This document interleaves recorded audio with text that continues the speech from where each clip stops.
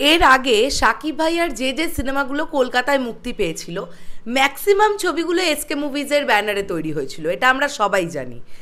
তো পরপর পরপর ছবিগুলোর পরে আবার সেই দিনটা ঘুরে আসছে যে সময়টাতে আমরা দেখতে পাবো এসকে মুভিজের ব্যানারে পরপর সাকিব ভাইয়া কাজ করছেন। এক তো আমরা জানি দরদের অন্যতম প্রোডাকশন হাউসের মধ্যে এসকে মুভিজ আছে, কিন্তু এরপরে শোনা যাচ্ছে এসকে মুভিজের প্রযোজনায় সাকিব ভাইয়া আরও নতুন দুটো ছবিতে সাইন করে ফেলেছেন, চুক্তিবদ্ধ হয়ে গেছেন। নমস্কার বন্ধুরা, আমি পৌশালী চলে এলাম আরও একটা নতুন ভিডিও নিয়ে। আশা করছি তোমরা সবাই খুব ভালো আছো, সকলে আমার সালাম নিও। এবং আমি এই ভিডিওটার ফুল ক্রেডিট দিতে চাই তানভীর তারেকজিকে এবং অনন্য মামুন ভাইয়াকে, কেননা তাদের যদি ইন্টারভিউ সেশনটা না আসতো এই বিষয়গুলো আমাদের সামনে আসতো না আর কি। তো ব্যাপারটা নিয়ে একটুখানি এই ভিডিওতে বিস্তরে আলোচনা করা যাক যে ব্যাপারটা কি হতে পারে। দেখো, গতকাল রাত্রিবেলার দিকে একটি নতুন ছবির নাম আমাদের সামনে এসছে, যে ছবিটার নাম হচ্ছে মোস্ট প্রবাবলি লাইট অ্যাঙ্গেল, আবার নাইট অ্যাঞ্জেলও হতে পারে, সেটা সময় সাপেক্ষ ব্যাপার।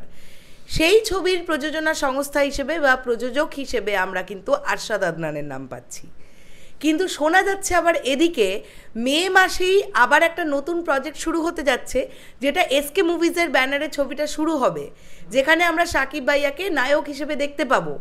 তাহলে এই যে ছবিটার নাম আমরা শুনতে পাচ্ছি সেটা কি তাহলে যৌথ প্রযোজনায় হচ্ছে? মানে এসকে মুভিজও থাকবে, আবার ভার্সেটাইল মিডিয়াও থাকবে।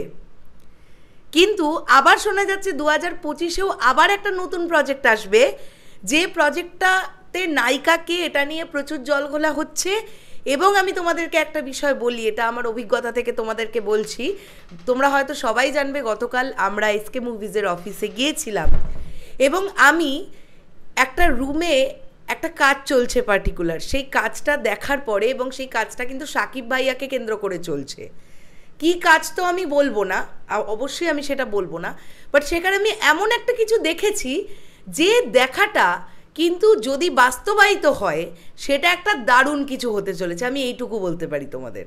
কি দেখেছি সেটা তো আমি বলতে পারবো না, কেননা বারণ আছে। ওটা একটা প্রোডাকশন হাউসের অফিস, সেখানে খুব পার্সোনালি খুব গোপনীয়তা মেনটেন করে কাজ হচ্ছে, তো আমি সেই ব্যাপারটা বাইরে আউট করতে পারবো না। কিন্তু যেটা আমি দেখেছি সেটা যদি হয় তাহলে ফাটিয়ে হবে কিছু একটা, এবং সাকিব শ্রাবন্তী জুটি ফেরার কিন্তু একটা বিরাট বড় চান্সেস দেখা যাচ্ছে, এবং এসকে মুভিজের ব্যানারেই ফিরবে। তাহলে মে মাসের যে ছবিটা, সেটার কথা বলছি না, তার পরবর্তীতে যে ছবিটার প্ল্যান হচ্ছে, এমন নয় তো সেইখানেই আমরা সাকিব শ্রাবন্তী জুটিকে আবার দেখতে পাবো শিকারির পরে আরও একবার? সেটা কিন্তু বুঝতে পারছি না। তবে এই যে এসকে মুভিজের ব্যানারে আবার সাকিব ভাইয়া ছবি করছেন বা কলকাতার অডিয়েন্স দেখতে পাবেন সেই ছবি, এটা একটা অনেক বড় ব্যাপার। মানে আমরা সবাই জানি সাকিব ভাইয়ার ওপার বাংলায় যে ফ্যান ফলোয়িং আছে, এপার বাংলাতে হ্যাঁ অত হয়তো নেই, কিন্তু আছে। এবং এটা আমার বিশ্বাস দরদের পরে এপার বাংলার, মানে আমি কলকাতার কথা বলছি, পশ্চিমবঙ্গের কথা বলছি, এখানেও কিন্তু ফ্যান ফলোয়িং আরও বাড়বে, বই কমবে না।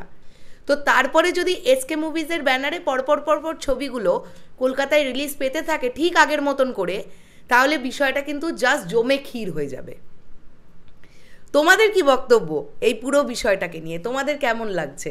এই যে আবারও কোলাবোরেশনে কাজ হচ্ছে, এপার বাংলার প্রোডাকশন হাউস ওপার বাংলার প্রোডাকশন হাউস একসঙ্গে কাজ হচ্ছে, যেটা আমরা তুফানের ক্ষেত্রেও দেখতে পাচ্ছি। এই বিষয়গুলো তোমাদের কাছে কতটা এফেক্টিভ হচ্ছে বা তোমাদের কেমন লাগছে সেটা কমেন্ট করে অবশ্যই জানিও। আমি কিন্তু ব্যক্তিগতভাবে অনেক খুশি, কেননা আমি জানি যত প্রোডাকশন হাউস অ্যাড হবে ছবির বাজেট তত বাড়বে, আর ছবির বাজেট যত বাড়বে তত কিন্তু ছবির গুণগত মান অনেক বাড়বে। শেষ করলাম ভিডিওটা, দেখা হচ্ছে আবার খুব শিগগিরই নতুন কোনো ভিডিও নিয়ে। তাহলে এখনের জন্য সকলকে বললাম টাটা।